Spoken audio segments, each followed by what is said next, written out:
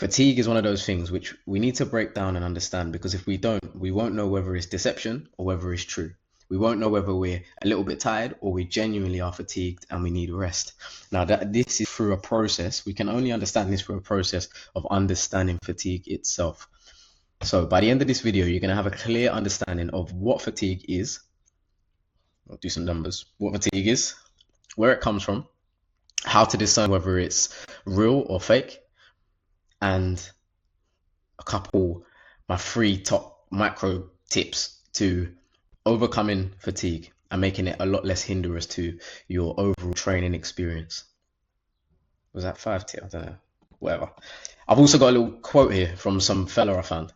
Fatigue makes cowards of us all. And all that sounds like a David Goggins quote, which is great, but it actually does. Sometimes we can perceive fatigue, and we can perceive fatigue psychologically, but physiologically we're actually fine. Like our body's actually fine and ready to go. So fatigue can very much be a mental thing.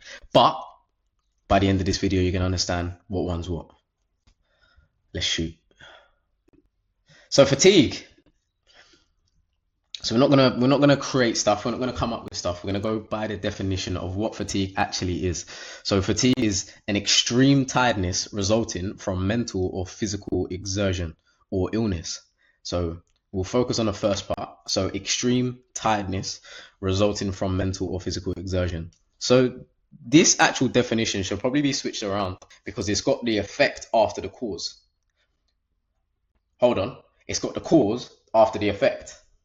So the cause is mental or physical exertion, which simply means working, mental work, physical work, because they're 2 different forms of work.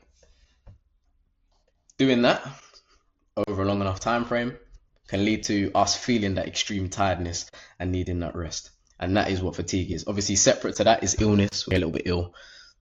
You probably shouldn't train when you're ill. Just rest, man. It's your body's sign, literally saying, gee, rest. So for me, the reason why I've learned to overcome fatigue, or understand it at least, because I'm still susceptible to feeling it. We all are.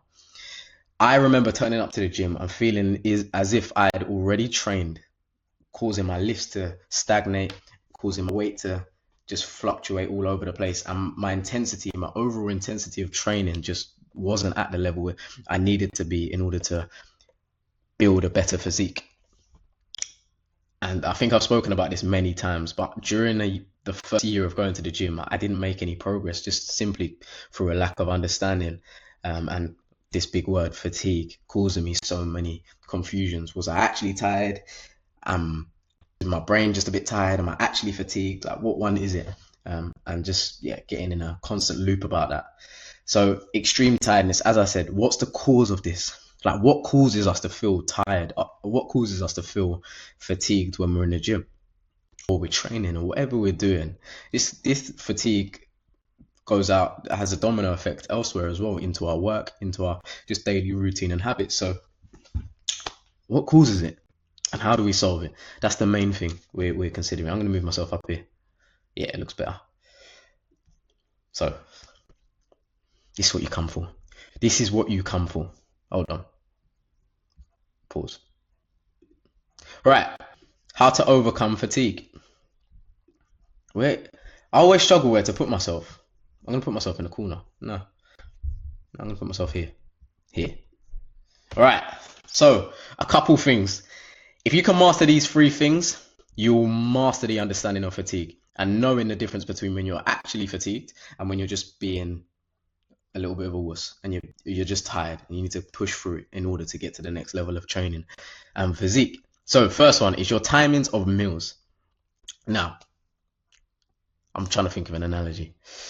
If you fill up your stomach, what you have to understand is, first of all, do not fill up your stomach before you train, regardless of whether it's 90% protein, 50% protein, 90% carbs, whatever it is, doesn't matter. Do not fill up your stomach. Don't eat to 100% of your capacity before you train. Reason being, if you fill up your stomach, what that does is it sends signals to the brain to say that you've done your work for the day, or that you don't need to do any more work because your stomach's already full. Understand this, that everything that we do is to fill our stomachs. When you start to understand that, then you get to sort of manipulate your brain a little bit. So do not eat to 100%. I would suggest having quite a carb dense meal, especially if you want to perform, if you want to exceed your performance in the gym. Have quite a carb dense snack before you go to the gym, and then after you finish your training for the day, then you can have your meal. You'll feel such a difference in energy, mental clarity, and just general performance if you time your meals right, and the amount of food that you're eating before you train. The next one is cumulative fatigue. Now, cumulative fatigue is a process of generating compounding fatigue over a long enough time frame. Now, what that means is, if you're somebody, because we've got different problems, some people don't know how to flip to get out of the gym, and other people don't know how to flip to get in the gym. So if you're someone that don't know how to get out of the gym and keeps training, you have to understand that you're going to go through cumulative fatigue, which you'll see. The best analogy I can give you is boxers. They go through a 12-week training program. They get to the end of the 12 weeks, they have their fight, they perform. So they go like this each week, boom. When they're at peak performance, they fight. And then after that, they don't train for another week or two. Most of them won't go back to training for another week or two, or completely deload, which means get detaching basically. And then they'll go back to it because of this process called cumulative fatigue. This is something to really watch out for, especially if you're somebody that is trained extensively, because it can build up. It builds up in all of us. If you've gone after a long shred or a long bulk, or you've been lifting heavy for a long time, you'll accumulate fatigue and you'll feel it, and you need to deload. Give it 3-4 days after about a month of training, and then you're back. You're golden. Get back in the gym. Next one is optimize rest periods, psychological and physiological. Most of the time, fatigue is mental. I said it can be deceptive. We're not actually tired most of the time. It's just our brain saying, don't push, don't push, don't push. And that's because it's scared. I've spoken about that previously, which if you can click on to the confidence video, I think so, or I spoke about it.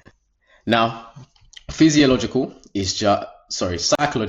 is mind, physiological is body. So psychologically, what can get us tired?